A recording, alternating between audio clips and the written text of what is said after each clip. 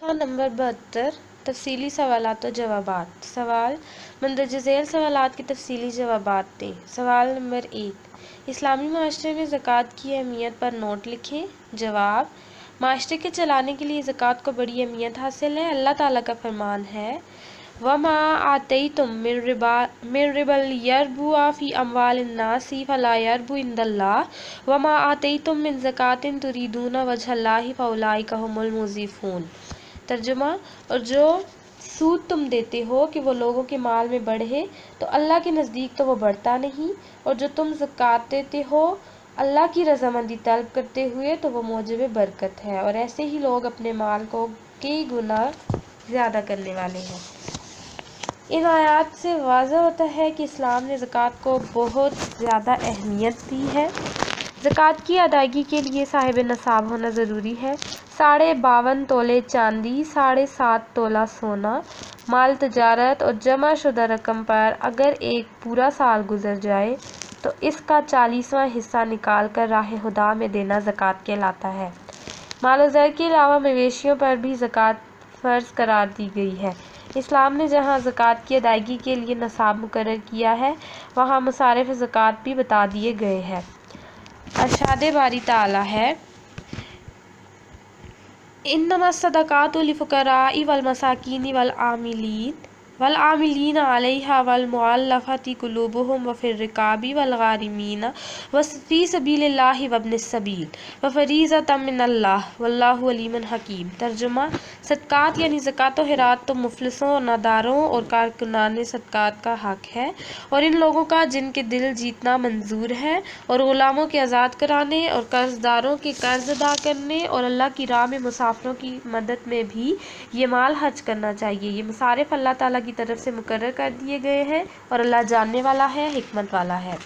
سوال نمبر 2، انفاق فی سبیل اللہ کو اسلامی عبادات میں مرکزی مقام حاصل ہے، بحث کریں۔ جواب، انفاق فی سبیل اللہ میں صدقات اور خیرات شامل ہیں۔ عبادات میں انفاق فی سبیل اللہ کو مرکزی مقام حاصل ہے۔ قرآن مجید میں نماز کی ادائیگی کے ساتھ ساتھ زکوٰۃ کی ادائیگی پر زور دیا گیا ہے۔ سورۃ البقرہ کی ابتدا میں ہی جہاں قرآن حکیم کو متقین کے لیے ہدایت قرار دیا گیا ہے، وہاں متقین کی ایک نشانی یہ بھی بتائی ہے کہ وہ اللہ کے دیے ہوئے مال میں سے خرچ کرتے ہیں۔ اسلام دولت جمع کرنے اور اسے ذخیرہ کرنے کی ان تمام صورتوں کی واضح انداز میں حوصلہ شکنی کرتا ہے جن میں دولت کی منصفانہ تقسیم ممکن نہ ہو۔ تقسیم دولت کے حوالے سے اسلامی ہدایات واضح ہیں، ان میں زکوٰۃ سب سے اہم ہے۔ قرآن حکیم نے زکوٰۃ کی ادائیگی کو کہیں تو توحید کے ساتھ منسلک کیا ہے اور کہیں آخرت اور نماز کے ساتھ اس کی ادائیگی کا حکم دیا ہے۔ ارشاد باری تعالیٰ ہے وَرَحْمَتِی وَسِعَتْ كُلَّ شَیْءٍ فَسَأَکْتُبُہَا لِلَّذِینَ یَتَّقُونَ وَیُؤْتُونَ الزَّکَاۃَ وَالَّذِینَ ہُم بِآیاتِنَا یُؤْمِنُونَ۔ ترجمہ، اور میری رحمت ہر چیز کو شامل ہے، میں اس کو ان لوگوں کے لیے لکھ دوں گا جو پرہیزگاری کرتے ہیں اور زکوٰۃ دیتے اور ہماری آیتوں پر ایمان رکھتے ہیں۔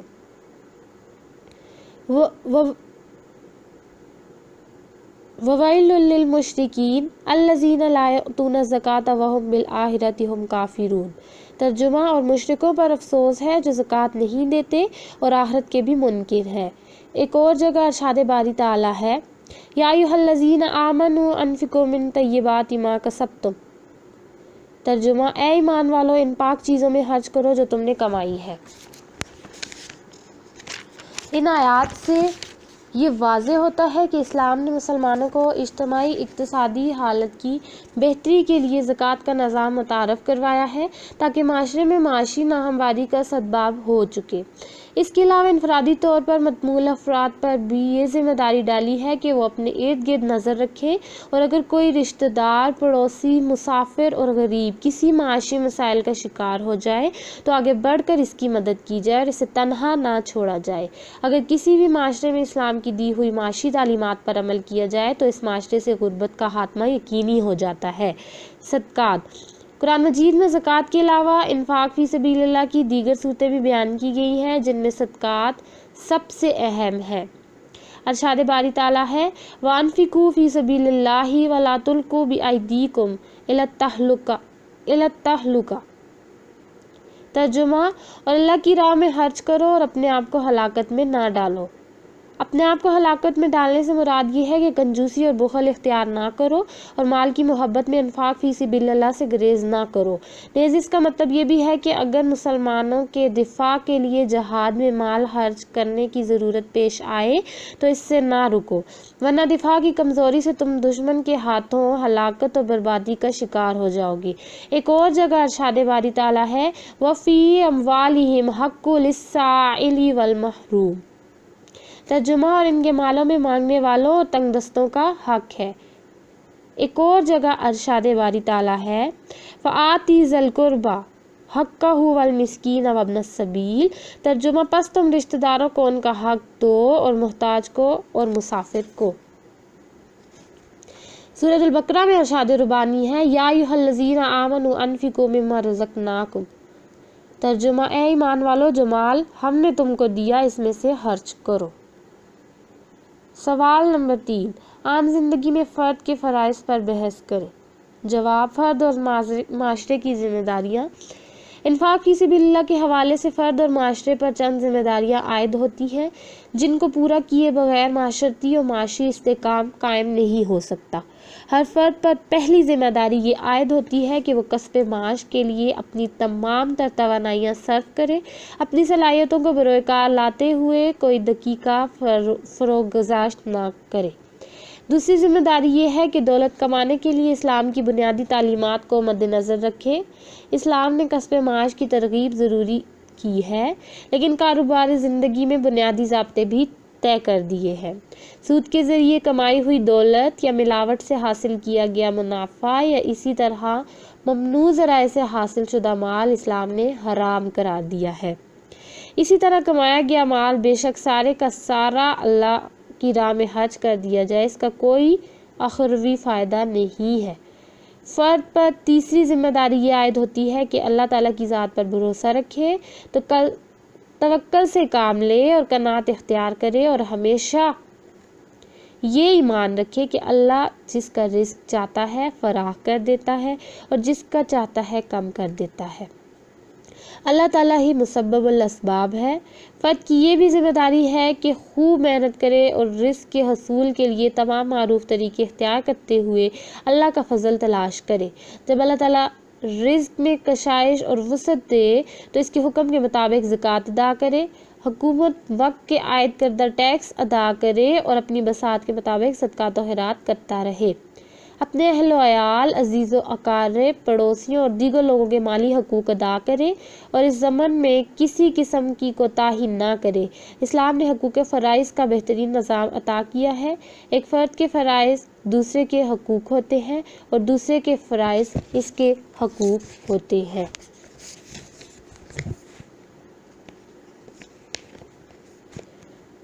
چونکہ افراد کے مجموعے کا نام ہی معاشرہ ہے، اس لیے فرد پر جو انفرادی طور پر ذمہ داریاں عائد ہوتی ہیں وہی مجموعی طور پر معاشرے کی ذمہ داریاں بن جاتی ہیں۔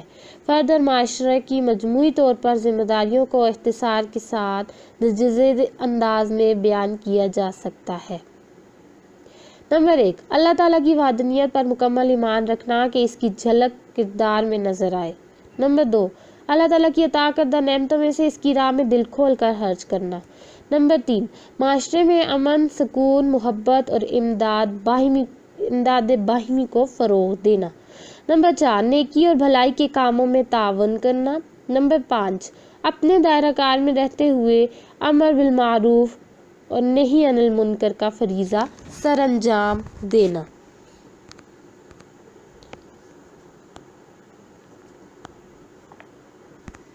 سوال نمبر 4، اسلامی ریاست کے اہم فرائض کون کون سے ہیں؟ جواب: ریاست کے فرائض: اسلام نے زندگی کے ہر شعبے میں ہدایت دی ہے، بلکہ پیدائش سے لے کر موت تک کے سفر میں رہنمائی کی ہے تاکہ اس دنیا میں بھی کامیابی اور آخرت میں بھی فلاح ملے۔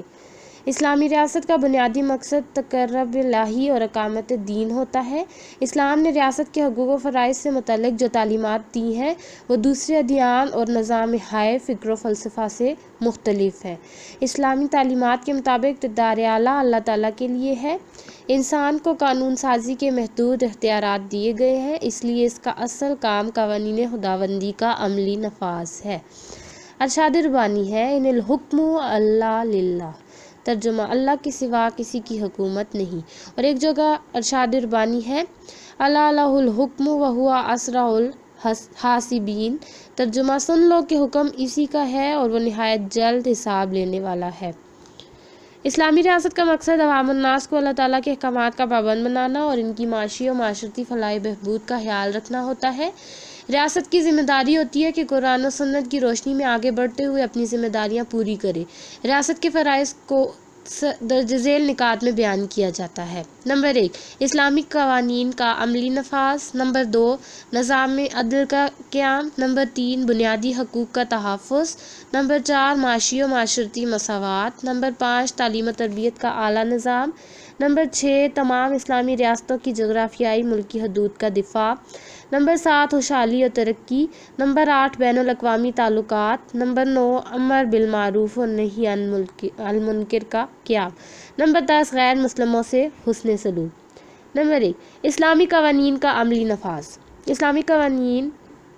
اسلامی ریاست کا بنیادی فرض ہوتا ہے کہ وہ اسلامی شعائر کے تحفظ کو یقینی بنانے کے لیے اسلامی قوانین کو نافذ کرے۔ ارشاد باری تعالیٰ ہے الذین ان مکناہم فی الارض واقاموا الصلاۃ وآتوا الزکاۃ وامروا بالمعروف ونہوا عن المنکر وللہ عاقبۃ الامور، ترجمہ یہ وہ لوگ ہیں کہ اگر ہم ان کو ملک میں حکومت دے دیں تو نماز قائم کریں اور زکوٰۃ ادا کریں اور نیک کام کرنے کا حکم دیں اور برے کاموں سے منع کریں، اور سب کاموں کا انجام اللہ ہی کے اختیار میں ہے۔ نمبر 2، نظام عدل کا قیام۔ اسلامی ریاست کا دوسرا اہم فرض نظام عدل کا قیام ہے تاکہ برائیاں ختم ہوں اور معاشرے میں امن و سکون ہو۔ ارشاد ربانی ہے لقد ارسلنا رسلنا بالبینات وانزلنا معهم الکتاب والمیزان لیقوم الناس بالقسط وانزلنا الحدید فیہ بأس شدید ومنافع للناس ولیعلم اللہ من ینصرہ ورسولہ بالغیب ان اللہ قوی عزیز، ترجمہ ہم نے اپنے پیغمبروں کو کھلی نشانیاں دے کر بھیجا اور ان پر کتابیں نازل کی اور میزان عدل تاکہ لوگ انصاف پر قائم رہیں، اور لوہا پیدا کیا کہ اس میں اسلحہ جنگ کے لحاظ سے زور بھی بہت ہے اور لوگوں کے لیے فائدے بھی ہیں، اور اس لیے کہ جو لوگ بن دیکھے اللہ اور اس کے پیغمبروں کی مدد کرتے ہیں اللہ ان کو معلوم کرے، بے شک اللہ زور آور غالب ہے۔ عدل کے قائم کرنے میں کوئی مصلحت پیش نظر نہیں ہونی چاہیے، نظام عدل قرآن و سنت کے مطابق ہونا چاہیے، جیسے کہ ارشاد باری تعالیٰ ہے یا ایھا الذین آمنوا کونوا قوامین بالقسط شہداء للہ ولو علی انفسکم او الوالدین والاقربین ان یکن غنیا او فقیرا فاللہ اولی بہما فلا تتبعوا الہوی ان تعدلوا وان تلووا ان تعرضوا فان اللہ کان بما تعملون خبیر، ترجمہ اے ایمان والو انصاف پر قائم رہو اور اللہ کے لیے سچی گواہی دو، خواہ یہ تمہارے اپنے خلاف ہو یا تمہارے ماں باپ اور رشتہ داروں کے خلاف ہو۔ اگر کوئی امیر ہے یا فقیر تو اللہ ان دونوں کا زیادہ خیر خواہ ہے، پس تم خواہش نفس کے پیچھے چل کر عدل کو نہ چھوڑ دینا۔ اگر تم لگی لپٹی بات کہو گے یا سچائی سے پہلو تہی کرو گے تو جان رکھو اللہ تعالیٰ تمہارے سارے کاموں سے واقف ہے۔ نمبر 3، بنیادی انسانی حقوق کا تحفظ۔ اسلامی ریاست میں انسانی حقوق کا ہر حال میں تحفظ کیا جاتا ہے۔ انسانی معاشرے میں ہمیشہ ظلم و زیادتی اور جبر کا امکان رہتا ہے۔ طاقتور لوگ کمزور لوگوں کے حقوق پر ڈاکہ ڈالنے کے لیے کوشاں رہتے ہیں۔ ان حالات میں ریاست کا فرض ہوتا ہے کہ آگے بڑھ کر حکومتی طاقت کے ذریعے انسانی حقوق کا تحفظ کرے۔ خطبہ حجۃ الوداع کے موقع پر جناب رسول صلی اللہ علیہ وآلہ وسلم نے انسانی حقوق کا چارٹر پیش فرما دیا تھا۔ اس میں درج ذیل اہم باتیں تھیں۔ نمبر 1، جان و مال، عزت و ناموس، ذاتی ملکیت، مساوات، مسلک اور عقیدہ اور شخصی آزادی وغیرہ۔ نمبر 2، اسلامی ریاست کی یہ ذمہ داری ہوتی ہے کہ وہ شہریوں کے جان و مال کی حفاظت کرے، کسی کو ان کی عزت و ناموس پر حملہ نہ کرنے دیں، ان کی املاک کی نگرانی کریں، نیز کسی کی شخصی آزادی کو سلب نہ ہونے دیں۔ نمبر 3، نبی کریم صلی اللہ علیہ وآلہ وسلم کا ارشاد گرامی ہے کل المسلمی علی المسلمی حرام دمہ ومالہ وعرضہ۔ ترجمہ: مسلمان کی ہر چیز مسلمان پر حرام ہے، اس کا خون بھی، اس کا مال بھی، اس کی آبرو بھی۔ نمبر 4، معاشی و معاشرتی مساوات۔ لوگوں کے معاشی حقوق کا تحفظ کرنا حکومت کی ذمہ داری ہوتی ہے، جس میں سب کو کسب معاش کے مساوی مواقع فراہم کرے، ملکی وسائل پر کسی کی اجارہ داری نہ ہونے دے، خاص طور پر محروم طبقات کی ترجیحی بنیادوں پر معاشی مدد کرے، رنگ، نسل، قبیلے یا زبان وغیرہ کی بنیاد پر کوئی فرق نہ رکھا جائے، سب کو ایک نظر سے دیکھا جائے تاکہ معاشرے میں امن و سکون رہے۔ نمبر 5، تعلیم و تربیت کا اعلیٰ نظام۔ معاشرے کے افراد کو تعلیم و تربیت کے زیور سے آراستہ کرنا حکومت کی ذمہ داری ہے۔ علم کا حصول ہر مسلمان پر فرض قرار دیا گیا ہے۔ حضور صلی اللہ علیہ وآلہ وسلم کا ارشاد ہے، طلب العلم فریضۃ علی کل مسلم۔ ترجمہ: علم حاصل کرنا ہر مسلمان پر فرض ہے۔ اسلامی ریاست کا فرض ہے کہ وہ یکساں تعلیمی نظام واضح کرے تاکہ عوام کو تعلیم و تدریس کے یکساں مواقع میسر آئیں، کوئی غربت کے ہاتھوں ان پڑھ نہ رہ جائے۔ نمبر 6، جغرافیائی ملکی حدود کا دفاع۔ ملک کی جغرافیائی سرحدوں کی حفاظت حکومت کی ذمہ داری ہے کہ وہ اپنے شہریوں کی جان و مال اور عزت و آبرو کی حفاظت کرے۔ کسی کو یہ موقع نہ دیا جائے کہ وہ اسلامی ریاست میں جارح بن کر آئے اور اس کے شہریوں کے حقوق کو پامال کر دے۔ اس ضمن میں اسلام نے جہاد کا نظام عطا کیا ہے۔ جہاد فی سبیل اللہ کی بہت فضیلت بیان کی گئی ہے۔ نمبر 7، خوشحالی و ترقی۔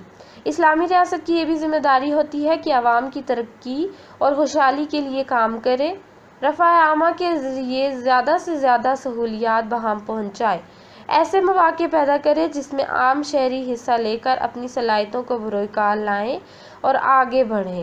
روزمرہ معمولات حکومت میں بہتری لانا اسلامی ریاست کا فریضہ ہے، اس لیے اسلامی ریاست کا فرض بنتا ہے کہ وہ سائنسی اور تحقیقی سرگرمیوں کو حکومتی سرپرستی حاصل رہے۔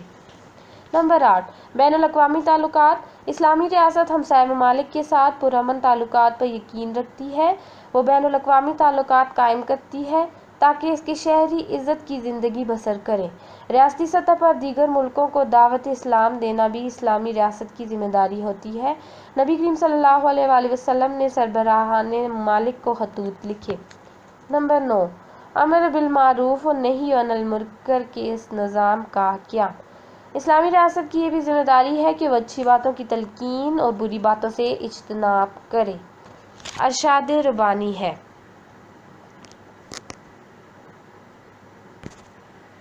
ربانی ہے، کنتم خیر امۃ اخرجت للناس تأمرون بالمعروف وتنہون عن المنکر وتؤمنون باللہ۔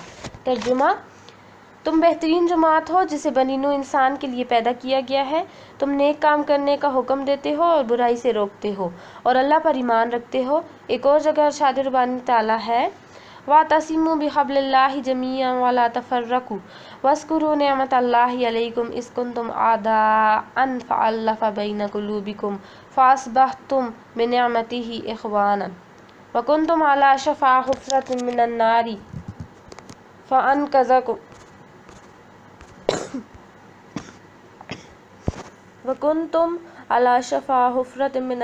فَأَنقَذَكُم مِّنْهَا كَذَلِكَ يُبَيِّنُ اللَّهُ لَكُمْ آيَاتِهِ لَعَلَّكُمْ تَهْتَدُونَ وَلْتَكُن مِّنكُمْ أُمَّةٌ يَدْعُونَ إِلَى الْخَيْرِ وَيَأْمُرُونَ بِالْمَعْرُوفِ وَيَنْهَوْنَ عَنِ الْمُنكَرِ وَأُولَٰئِكَ هُمُ الْمُفْلِحُونَ۔ ترجمہ: اور تم میں سے ایک جماعت ہونی چاہیے جو لوگوں کو نیکی کی طرف بلائے اور اچھے کام کرنے کا حکم دے اور برے کاموں سے منع کرے، یہی لوگ ہیں جو کامیاب ہیں۔ ان آیات کے ذریعے اللہ تعالیٰ نے اسلامی ریاست پر ذمہ داری عائد کر دی کہ وہ خیر اور بھلائی کے کاموں کی ترویج کے لیے کام کرے اور اہلاک فاسدہ کی روک تھام کا اہتمام کرے۔ نمبر 10، غیر مسلموں سے حسن سلوک۔ اسلام میں ہر شخص کو مذہبی آزادی حاصل ہے، البتہ مسلم ریاست میں غیر مسلم لوگ ریاستی قانون کے تابع رہیں گے۔ اسلامی ریاست میں غیر مسلم شہریوں سے رواداری کا سلوک کرنا ریاستی ذمہ داری ہے۔ انہیں اپنے مذہب کے مطابق زندگی گزارنے کا پورا حق حاصل ہے۔ غیر مسلم شہریوں کو بھی معاشرتی و معاشی مساوات حاصل ہوگی۔ ان کے جان و مال اور عزت و آبرو کی حفاظت کی ذمہ داری ریاست پر ہے۔ نبی کریم صلی اللہ علیہ وآلہ وسلم نے جو سب سے پہلی اسلامی ریاست قائم کی تھی، اس میں بھی غیر مسلموں کے حقوق کا خیال رکھا گیا تھا۔ آپ صلی اللہ علیہ وسلم نے ان سے ہمیشہ رواداری سے کام لیا۔ سوال نمبر 5، انفاق فی سبیل اللہ کے بنیادی ضابطے کون کون سے ہیں؟ جواب، بنیادی ضابطے اور اصول۔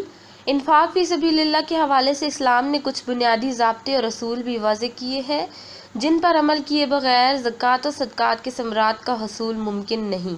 وہ اصول و ضوابط درج ذیل ہیں۔ نمبر 1، فرض سمجھنا۔ زکوٰۃ و صدقات کو فریضہ سمجھ کر ادا کیا جائے اور اس ادائیگی کا مقصود رضا الہی کا حصول ہو۔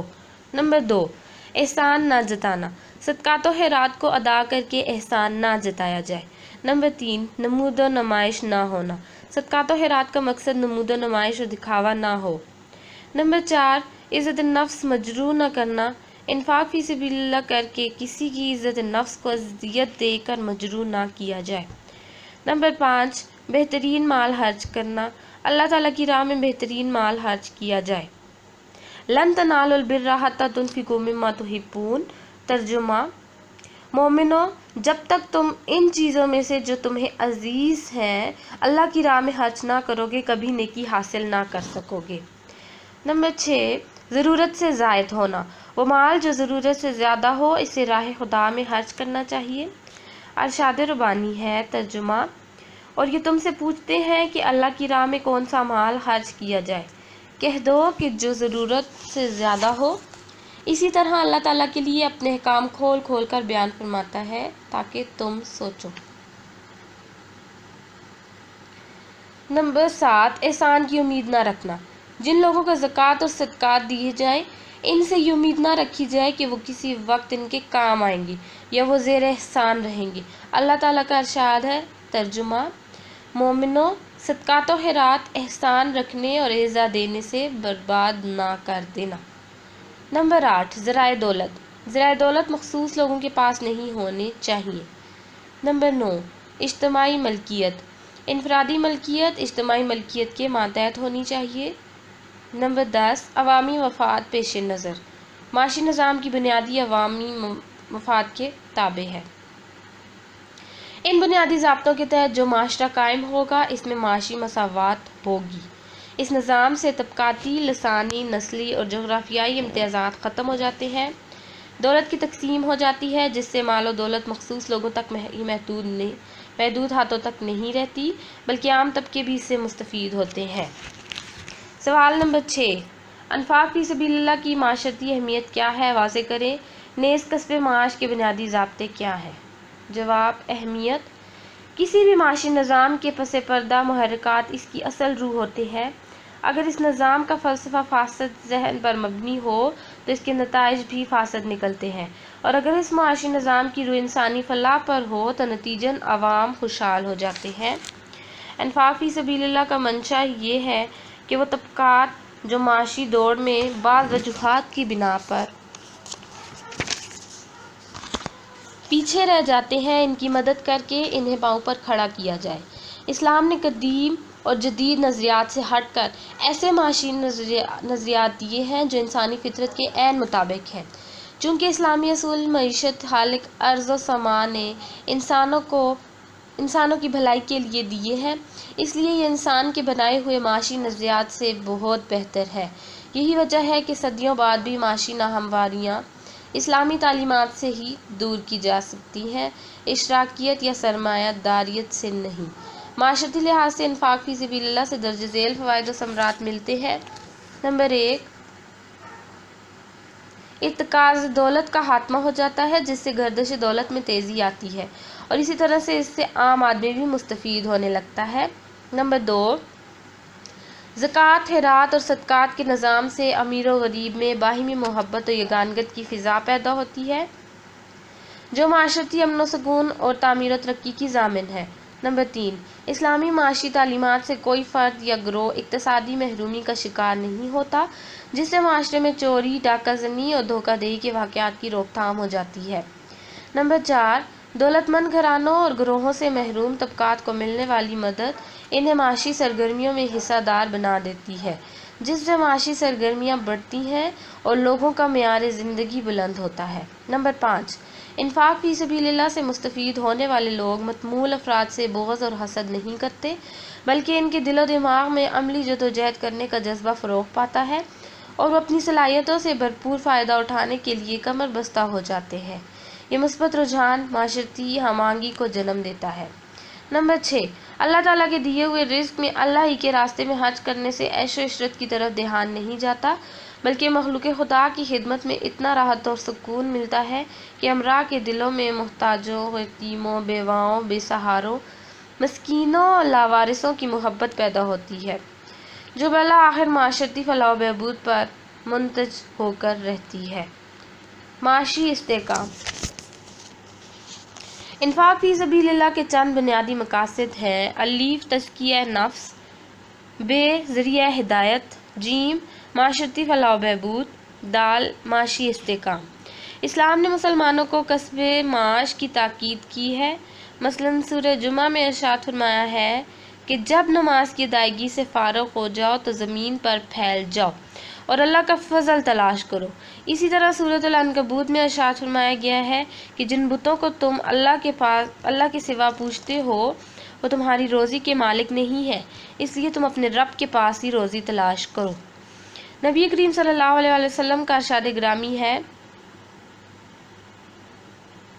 ترجمہ: بنی آدم میں سے اس شخص کا طعام زیادہ خیر و برکت والا ہے جو اپنے ہاتھ کی کمائی سے روزی کھاتا ہے، اور اللہ کے نبی داؤد علیہ السلام بھی اپنے ہاتھ کی کمائی کھاتے تھے۔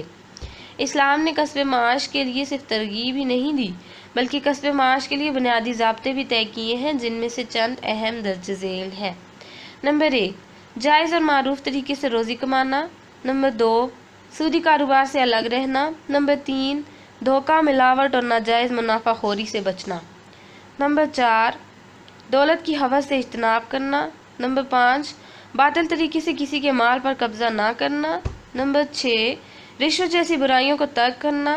نمبر 7، کمائی کی دولت میں سے زکوٰۃ اور صدقہ و خیرات ادا کرنا۔ نمبر 8، اسراف سے بچنا۔ نمبر 9، تبذیر یعنی فضول خرچی نہ کرنا۔ نمبر 10، طیب اور پاکیزہ چیزیں کھانا اور ناپاک چیزوں سے بچنا۔ نمبر 11، سب سے بڑھ کر یہ کہ اللہ تعالیٰ کو ہی حقیقی رازق سمجھنا اور اپنی کوششوں اور دانائیوں کو اسی کی عطا جانتے ہوئے اس کے عطا کردہ مال میں سے اسی کی راہ میں محروم طبقات میں تقسیم کرنا۔ درج بالانعقاد سے ثابت ہوا کہ اسلام کا اقتصادی نظام معاشی استحکام کی ضمانت فراہم کرتا ہے۔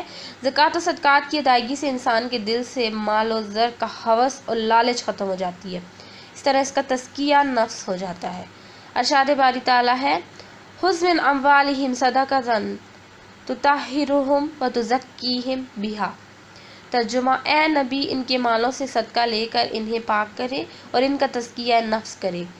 جب مالدار لوگوں کا تزکیہ نفس ہو جاتا ہے تو پھر وہ ایسی معاشی سرگرمیوں میں حصہ نہیں لیتے جو معاشی عدم استحکام کا باعث بنے یا جس سے عوام الناس کے مفاد کو گزن پہنچے۔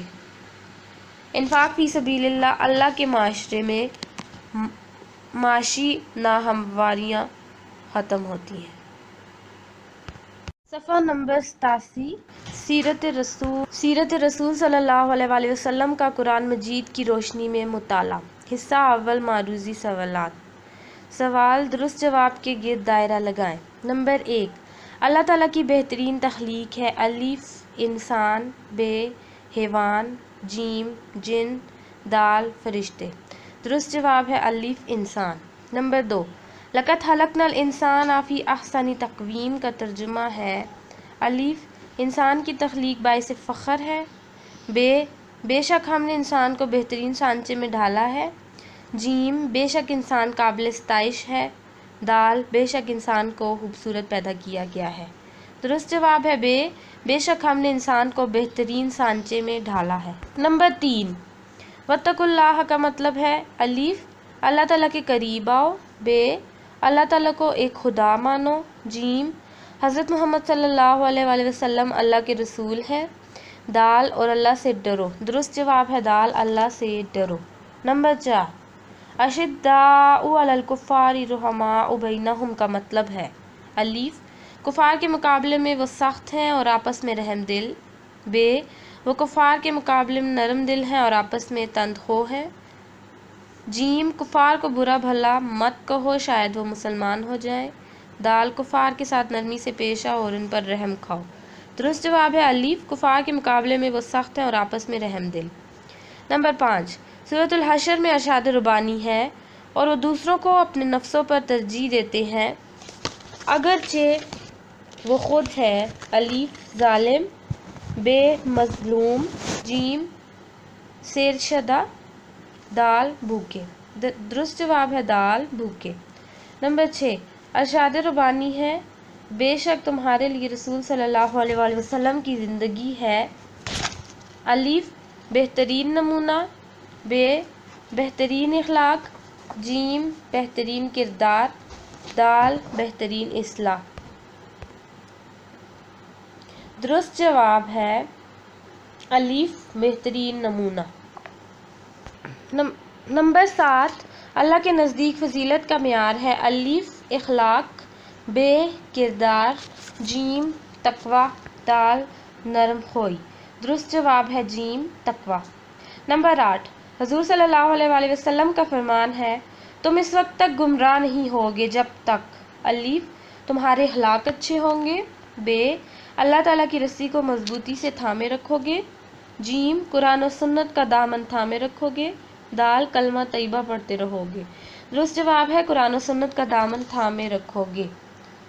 نمبر 9، لا اکراہ فی الدین کا مطلب ہے الف دین خیر خواہی کا نام ہے، ب دین میں انسانی فلاح ہے، جیم دین اسلام اختیار کرو، دال دین میں کوئی جبر نہیں، درست جواب ہے دال دین میں کوئی جبر نہیں۔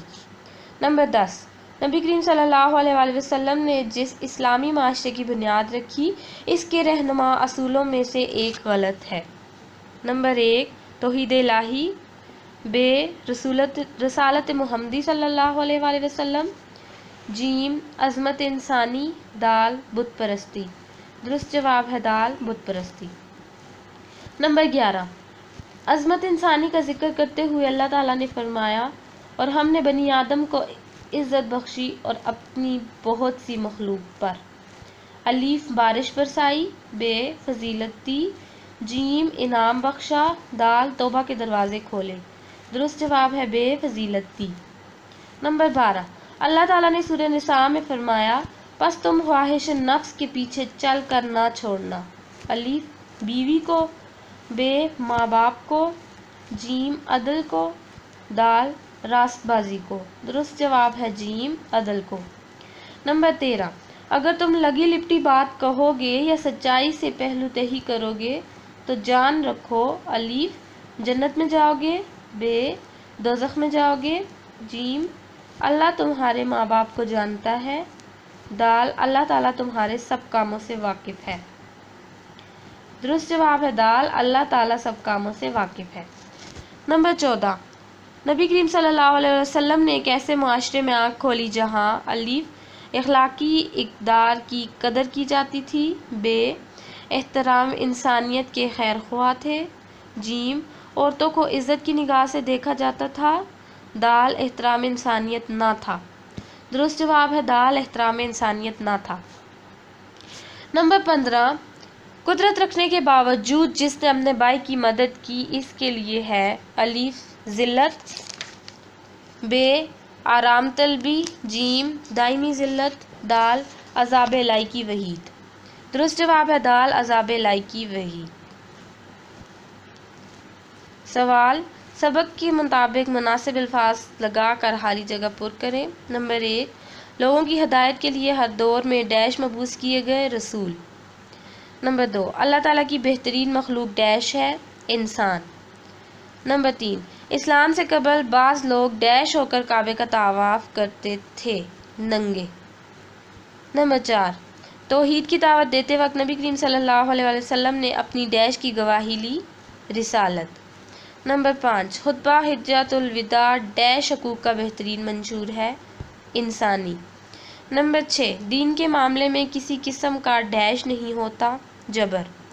نمبر 7، دوسروں کے لیے وہ پسند کرنا چاہے جو ڈیش لیے پسند ہو، اپنے لیے۔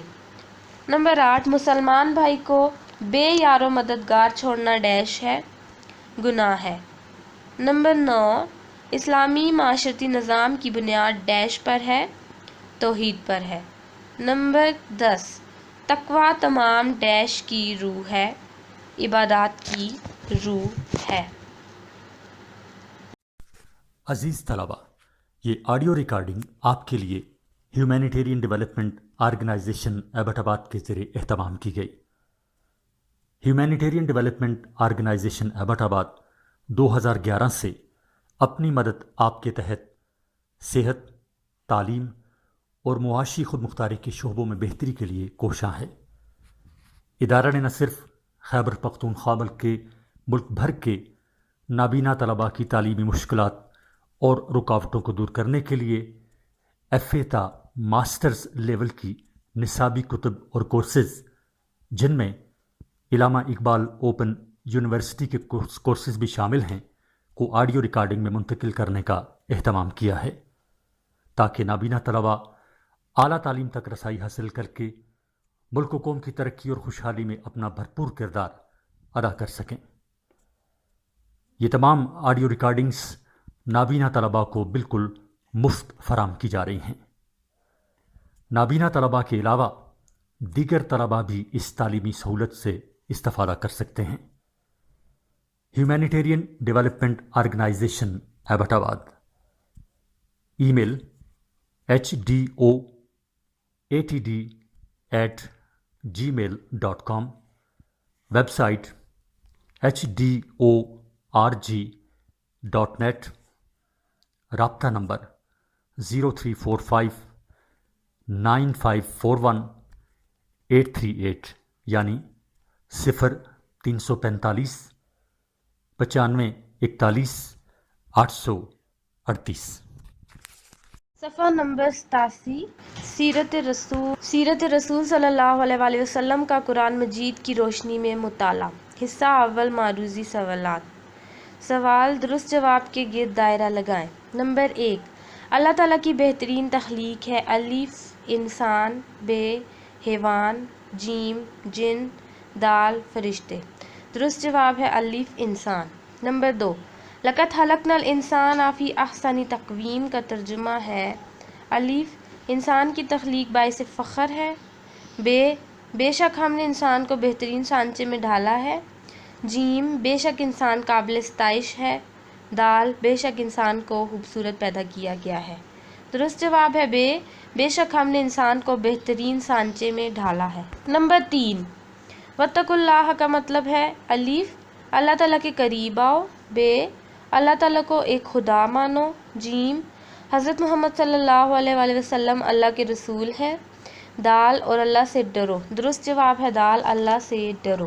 نمبر 4، اشداء علی الکفار رحماء بینہم کا مطلب ہے، الف کفار کے مقابلے میں وہ سخت ہیں اور آپس میں رحم دل، بے وہ کفار کے مقابلے میں نرم دل ہیں اور آپس میں تندخو ہیں، جیم کفار کو برا بھلا مت کہو شاید وہ مسلمان ہو جائیں، دال کفار کے ساتھ نرمی سے پیش آؤ اور ان پر رحم کھاؤ۔ درست جواب ہے الف کفار کے مقابلے میں وہ سخت ہیں اور آپس میں رحم دل۔ نمبر 5، سورۃ الحشر میں ارشاد ربانی ہے اور وہ دوسروں کو اپنے نفسوں پر ترجیح دیتے ہیں اگرچہ وہ خود ہے، الف ظالم، بے مظلوم، جیم سیر شدہ، دال بھوکے۔ درست جواب ہے دال بھوکے۔ نمبر 6، ارشاد ربانی ہے، بے شک تمہارے لیے رسول صلی اللہ علیہ وآلہ وسلم کی زندگی ہے، الف بہترین نمونہ، بے بہترین اخلاق، جیم بہترین کردار، دال بہترین اصلاح۔ درست جواب ہے الف بہترین نمونہ۔ نمبر 7، اللہ کے نزدیک فضیلت کا معیار ہے، الف اخلاق، بے کردار، جیم تقوی، دال نرم خوئی۔ درست جواب ہے جیم تقوی۔ نمبر 8، حضور صلی اللہ علیہ وآلہ وسلم کا فرمان ہے، تم اس وقت تک گمراہ نہیں ہوگے جب تک الف تمہارے اخلاق اچھے ہوں گے، بے اللہ تعالیٰ کی رسی کو مضبوطی سے تھامے رکھو گے، جیم قرآن و سنت کا دامن تھامے رکھو گے، دال کلمہ طیبہ پڑھتے رہو گے۔ درست جواب ہے قرآن و سنت کا دامن تھامے رکھو گے۔ نمبر 9، لا اکراہ فی الدین کا مطلب ہے الف دین خیر خواہی کا نام ہے، بے دین میں انسانی فلاح ہے، جیم دین اسلام اختیار کرو، دال دین میں کوئی جبر نہیں۔ درست جواب ہے دال دین میں کوئی جبر نہیں۔ نمبر 10، نبی کریم صلی اللہ علیہ وآلہ وسلم نے جس اسلامی معاشرے کی بنیاد رکھی اس کے رہنما اصولوں میں سے ایک غلط ہے۔ نمبر 1، توحید الہی، بے رسالت محمدی صلی اللہ علیہ وآلہ وسلم، جیم عظمت انسانی، دال بت پرستی۔ درست جواب ہے دال بت پرستی۔ نمبر 11، عظمت انسانی کا ذکر کرتے ہوئے اللہ تعالیٰ نے فرمایا، اور ہم نے بنی آدم کو عزت بخشی اور اپنی بہت سی مخلوق پر الف بارش برسائی، بے فضیلت دی، جیم انعام بخشا، دال توبہ کے دروازے کھولے۔ درست جواب ہے بے فضیلت دی۔ نمبر 12، اللہ تعالیٰ نے سورہ نساء میں فرمایا، پس تم خواہش نفس کے پیچھے چل کر نہ چھوڑنا، الف بیوی کو، بے ماں باپ کو، جیم عدل کو، دال راست بازی کو۔ درست جواب ہے جیم عدل کو۔ نمبر 13، اگر تم لگی لپٹی بات کہو گے یا سچائی سے پہلو تہی کرو گے تو جان رکھو الف جنت میں جاؤ گے، بے دوزخ میں جاؤ گے، جیم اللہ تمہارے ماں باپ کو جانتا ہے، دال اللہ تعالیٰ تمہارے سب کاموں سے واقف ہے۔ درست جواب ہے دال اللہ تعالیٰ سب کاموں سے واقف ہے۔ نمبر 14، نبی کریم صلی اللہ علیہ وسلم نے ایک ایسے معاشرے میں آنکھ کھولی جہاں الف اخلاقی اقدار کی قدر کی جاتی تھی، بے احترام انسانیت کے خیر خواہ تھے، جیم عورتوں کو عزت کی نگاہ سے دیکھا جاتا تھا، دال احترام انسانیت نہ تھا۔ درست جواب ہے دال احترام انسانیت نہ تھا۔ نمبر 15، قدرت رکھنے کے باوجود جس نے اپنے بھائی کی مدد کی اس کے لیے ہے الف ذلت، بے آرام طلبی، جیم دائمی ذلت، دال عذاب الہی کی وعید۔ درست جواب ہے دال عذاب الہی کی وعید۔ سوال، سبق کے مطابق مناسب الفاظ لگا کر خالی جگہ پر کریں۔ نمبر 1، لوگوں کی ہدایت کے لیے ہر دور میں ڈیش مبعوث کیے گئے رسول۔ نمبر 2، اللہ تعالیٰ کی بہترین مخلوق ڈیش ہے انسان۔ نمبر 3، اسلام سے قبل بعض لوگ ڈیش ہو کر کعبے کا طواف کرتے تھے ننگے۔ نمبر 4، توحید کی دعوت دیتے وقت نبی کریم صلی اللہ علیہ وسلم نے اپنی ڈیش کی گواہی لی رسالت۔ نمبر 5، خطبہ حجۃ الوداع ڈیش حقوق کا بہترین منشور ہے انسانی۔ نمبر 6، دین کے معاملے میں کسی قسم کا ڈیش نہیں ہوتا جبر۔ نمبر 7، دوسروں کے لیے وہ پسند کرنا چاہے جو ڈیش لیے پسند ہو اپنے لیے۔ نمبر 8، مسلمان بھائی کو بے یار و مددگار چھوڑنا ڈیش ہے گناہ ہے۔ نمبر 9، اسلامی معاشرتی نظام کی بنیاد ڈیش پر ہے توحید پر ہے۔ نمبر 10، تقوی تمام ڈیش کی روح ہے عبادات کی روح ہے۔ صفحہ نمبر 95۔ آپ صلی اللہ علیہ وآلہ وسلم نے صرف روایتی انداز عبادت ہی نہ بدلا بلکہ سوچنے سمجھنے اور عملی زندگی کے معمولات کو ہی بدل کر رکھ دیا۔ آپ صلی اللہ علیہ وآلہ وسلم سوچوں میں اتنا انقلاب لے کر آئے کہ جو لوگ باہمی دشمن تھے ایک دوسرے کے جانثار بن گئے اور اپنی ضرورتوں پر دوسروں کو ترجیح دینے لگے، اور جن کو صحیح طرح مویشی چرانا بھی نہ آتا تھا وہ زمانے کے امام بن گئے، اور باہمی چپکلش کا شکار رہنے والے حیران کن حد تک باہمی طور پر شیر و شکر ہو گئے۔ قرآن حکیم نے یوں نقشہ کھینچا ہے، اشداء علی الکفار رحماء بینہم، ترجمہ: وہ کافروں کے مقابلے میں تو سخت ہیں اور آپس میں رحم دل۔ ارشاد باری تعالیٰ ہے وَيُؤْثِرُونَ عَلَىٰ أَنفُسِهِمْ وَلَوْ كَانَ بِهِمْ خَصَاصَةٌ۔ ترجمہ: اور وہ ترجیح دیتے ہیں دوسروں کو اپنے نفسوں پر اگرچہ وہ خود بھوکے ہوں۔ الغرض نبی کریم صلی اللہ علیہ وسلم نے عرب معاشرت کی کایا ہی پلٹ دی اور آزادی فکر کی ایسی شمع فرازاں کی زندگی کا حسن نکھر کر سامنے آ گیا۔ آپ صلی اللہ علیہ وسلم نے بڑی جامعیت کے ساتھ والدین، اولاد، عزیز و اقارب، پڑوسی، مسافر اور مساکین تک کے حقوق متعین فرما کر زندگی گزارنے کا ایسا فن عطا کر دیا جس کی رعنائیاں آج بھی جدید تہذیب کو حیر کہہ رہی ہیں۔ آپ صلی اللہ علیہ وسلم کی جامع اور ہمگیر تعلیمات کے سبب اللہ تعالیٰ نے قیامت تک کے مسلمانوں کے لیے آپ صلی اللہ علیہ وسلم کی اطاعت و اتباع لازم کر دی اور آپ صلی اللہ علیہ وسلم کی حیات طیبہ کو اسوہ کامل قرار دے دیا گیا۔ ارشاد باری تعالیٰ ہے لَقَدْ كَانَ لَكُمْ فِي رَسُولِ اللَّهِ أُسْوَةٌ حَسَنَةٌ۔ ترجمہ: بے شک تمہارے لیے رسول صلی اللہ علیہ وسلم کی زندگی بہترین نمونہ ہے۔ اللہ تعالیٰ نے باہمی احترام و محبت کا درس سورۃ الحجرات کی آیت نمبر 1 اور 12 میں اس طرح دیا ہے یا ایھا الذین آمنوا لا یسخر قوم من قوم عسیٰ ان یکونوا خیرا منہم ولا نساء من نساء عسیٰ ان یکن خیرا منہن ولا تلمزوا انفسکم ولا تنابزوا بالالقاب بئس الاسم الفسوق بعد الایمان ومن لم یتب فاولئک هم الظالمون یا ایھا الذین آمنوا اجتنبوا کثیرا من الظن ان بعض الظن اسم ولا تجسسوا ولا یغتب بعضکم بعضا ایحب احدکم ان یأکل لحم اخیہ میتا فکرہتموہ واتقوا اللہ ان اللہ تواب الرحیم۔ ترجمہ: مومنوں، مرد مردوں سے تمسخر نہ کریں۔ ممکن ہے جن کا مذاق اڑایا جا رہا ہے ان سے بہتر ہو، اور نہ عورتیں عورتوں سے تمسخر کریں۔ ممکن ہے کہ وہ جن کا مذاق اڑا رہی ہیں ان سے اچھی ہوں، اور آپس میں عیب نہ لگاؤ اور نہ ایک دوسرے کا برا نام رکھو۔ ایمان لانے کے بعد برا نام رکھنا گناہ ہے، اور جو لوگ توبہ نہ کریں وہ ظالم ہیں۔ اے ایمان والو، بہت گمان کرنے سے پرہیز کرو کہ بعض گمان گناہ ہے، اور ایک دوسرے کے حال کا تجسس نہ کیا کرو، اور نہ تم میں سے کوئی کسی کی غیبت کرے۔ کیا تم میں سے کوئی اس بات کو پسند کرے گا کہ وہ اپنے مرے ہوئے بھائی کا گوشت کھائے؟ اس سے تو تم ضرور نفرت کرو گے۔ تو غیبت نہ کرو اور اللہ سے ڈرو، بے شک اللہ توبہ کرنے والا ہے، مہربان ہے۔ کسی کے قتل ناحق کو انسانیت کا قتل قرار دیا گیا ہے، اور کسی جان بچانے کو پوری انسانیت کی جان بچانے سے تعبیر کیا گیا ہے۔ اسلام صرف جان و مال کی حفاظت کا ہی ذمہ نہیں لیتا بلکہ آزادی فکر اور آزادی رائے کی بھی کھلی اجازت دیتا ہے۔ ارشاد ربانی ہے لا اکراہ فی الدین۔ ترجمہ: دین میں کوئی جبر نہیں۔ نبی کریم صلی اللہ علیہ وسلم نے اسلامی معاشرے کی اساس باہمی محبت و اخوت پر رکھی ہے۔ آپ صلی اللہ علیہ وسلم کا ارشاد گرامی ہے خدا کی قسم اس وقت تک کوئی مومن نہیں ہو سکتا جب تک وہ اپنے بھائی کے لیے وہی پسند نہ کرے جو اپنے لیے کرتا ہے۔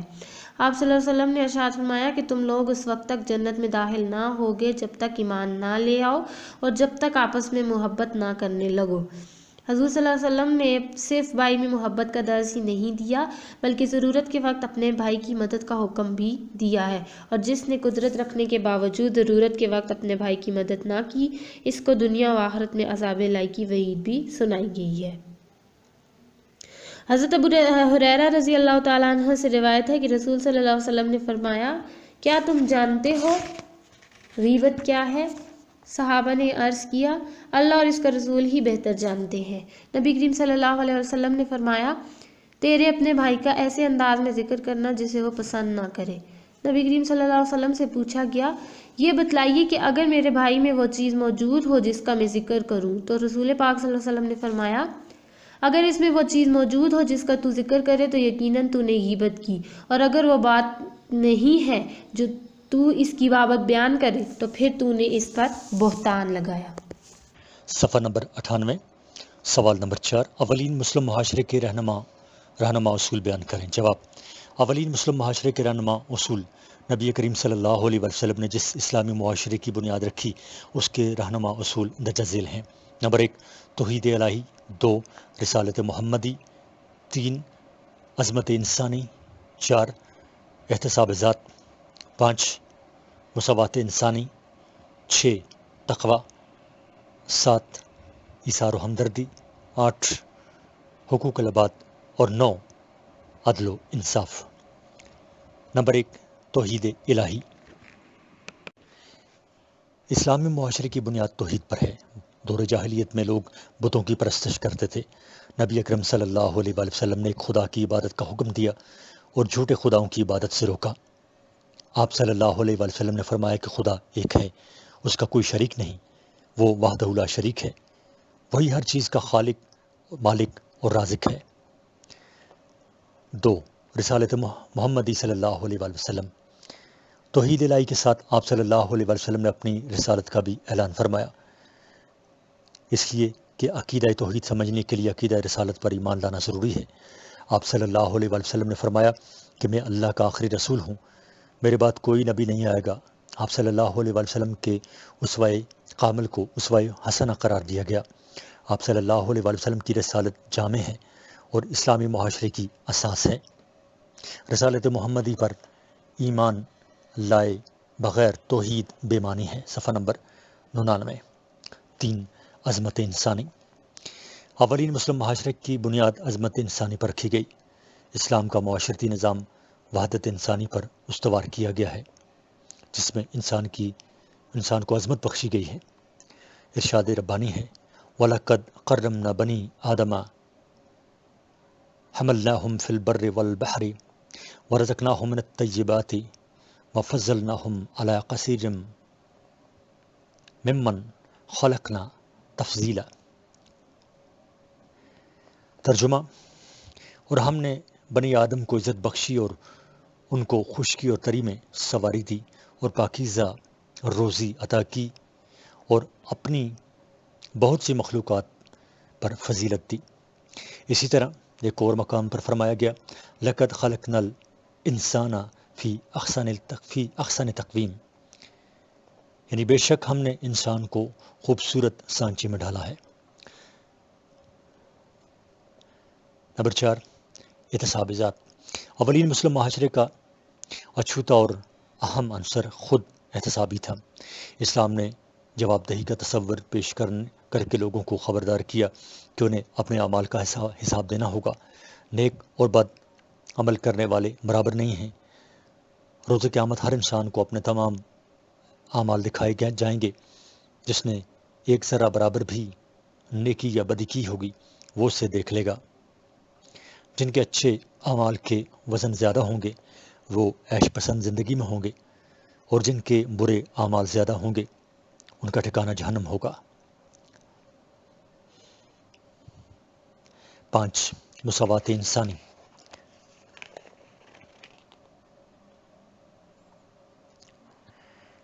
اسلام نے معاشرتی اور انسانی مساوات کا اصول دے کر تمام انسانی طبقوں کو ایک ہی صف میں کھڑا کر دیا ہے۔ اسلامی ریاست میں امیر و غریب اور حکمران اور رعایا قانون کی نظر میں برابر ہیں۔ نبی اکرم صلی اللہ علیہ وآلہ وسلم نے واضح فرما دیا تھا کہ کسی عربی کو اعجمی پر اور کسی گورے کو کالے پر کوئی فضیلت نہیں ہے۔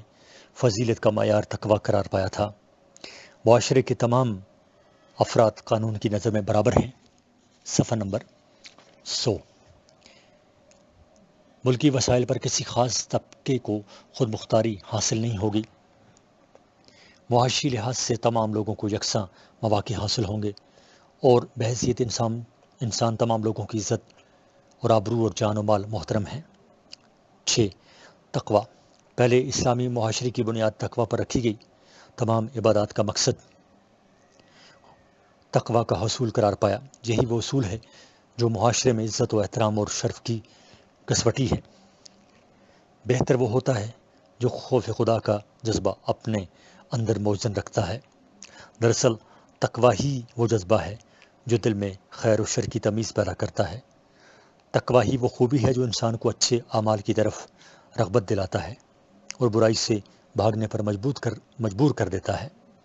متقی انسان ہی ہر اس عمل کو کرنے سے ڈرتا ہے جس سے اللہ تعالیٰ کی ناراضگی کا ڈر ہو، اور ایسے عمل کو خوش دلی سے کرتا ہے جس سے اللہ تعالیٰ کی خوشنودی حاصل ہو۔ 7، ایثار و ہمدردی۔ اولین معاشرے کی بنیادوں میں ایک اہم بنیاد ایثار و ہمدردی کے جذبے کا حصول بھی تھا۔ چونکہ مسلمان کا بھائی ہوتا ہے، اس لیے وہ اپنے بھائی کے لیے نہایت درجہ ہمدرد اور غم خوار ہوتا ہے۔ اسلامی معاشرے کی ایک اہم ترین خصوصیت ایثار و ہمدردی کا وہ جذبہ ہے جو مسلمان کو اپنی ضروریات پر دوسروں کی ضروریات کو ترجیح دینے پر اکساتا رہتا ہے۔ مسلمان مشکل وقت میں اپنے بھائی کا ساتھ نہیں چھوڑتا۔ نبی کریم صلی اللہ علیہ وآلہ وسلم نے جس اسلامی معاشرے کی بنیاد رکھی تھی، اس میں یہ جذبہ بدرجۂ عتم موجود تھا۔ 8، حقوق العباد۔ اولین مسلم معاشرے کی یہ عمارت حقوق و فرائض کے ایسے لازوال نظام پر استوار کی گئی تھی جس کی نظیر آج تک کوئی مذہب یا ریاست پیش نہیں کر سکی۔ اسلام سے پہلے عورتوں، غلاموں اور محتاجوں کے حقوق نہ ہونے کے برابر تھے۔ نبی کریم صلی اللہ علیہ وسلم نے بڑی صراحت کے ساتھ معاشرے کے تمام طبقات کے حقوق متعین فرما دیے تاکہ معاشرہ گل و گلزار بنا رہے۔ ان میں والدین، اولاد، پڑوسی، مسافر، مسکین، غلام، محتاج، یتیم، غرض ہر طبقے کے لوگ شامل تھے۔ 9، عدل و انصاف۔ اسلامی تعلیمات اجتماعی عدل کی ضمانت فراہم کرتی ہیں۔ اسلامی معاشرے کی بہت بڑی خوبی اجتماعی عدل کا قیام بھی ہے۔ صفحہ نمبر 101۔ معاشرے کے تمام طبقات قانون کی نظر میں برابر ہوتے ہیں۔ اسلام قانون کی حکمرانی کی تلقین کرتا ہے۔ قانون کی خلاف ورزی کرنے والوں کا احتساب ضرور ہوتا ہے۔ یا ایھا الذین آمنوا کونوا قوامین بالقسط شہداء للہ ولو علی انفسکم لبالوالدین والاقربین ان یکن غنیا او فقیرا فاللہ اولی بہما فلا تتبعوا الہوی ان تعدلوا وَإِن تَلُوا أَوْ تُعْرِضُوا فَإِنَّ اللَّهَ كَانَ بِمَا تَعْمَلُونَ خَبِيرًا۔ ترجمہ: اے ایمان والو، انصاف پر قائم رہو اور اللہ کے لیے سچی گواہی دو، خواہ یہ تمہارے اپنے خلاف یا تمہارے ماں باپ اور رشتہ داروں کے خلاف ہی ہو۔ اگر کوئی امیر ہے یا فقیر تو اللہ ان دونوں کا زیادہ خیر خواہ ہے۔ اگر کوئی امیر ہے یا فقیر تو اللہ ان دونوں کا زیادہ خیر خواہ ہے۔ بس تم خواہش نفس کے پیچھے چل کر عدل کو نہ چھوڑ دینا۔ اگر تم لگی لپٹی بات کہو گے یا سچائی سے پہلو تہی کرو گے تو جان رکھو اللہ تمہارے سارے کاموں سے واقف ہے۔ نبی اکرم صلی اللہ علیہ وآلہ وسلم کی سیرت اس امر پر گواہ ہے کہ آپ صلی اللہ علیہ وآلہ وسلم نے ہمیشہ عدل کی تلقین فرمائی اور عملی طور پر اس کی لازوال مثالیں قائم کی۔ اس ضمن میں ایک بار سوخ قریشی عورت کی چوری کا معاملہ ہو یا کسی صحابی کی سفارش، آپ صلی اللہ علیہ وآلہ وسلم نے عدل کے تمام تقاضوں کو پورا فرمایا اور صحابہ رضی اللہ عنہم کو نصیحت کرتے ہوئے فرمایا کہ تم سے پہلی امتیں اس لیے تباہ ہو گئیں کیونکہ ان کا جب کوئی بڑا آدمی جرم کرتا تھا تو بچ جاتا، لیکن اگر کوئی عام یا غریب آدمی جرم کرتا تھا تو سزا پاتا تھا۔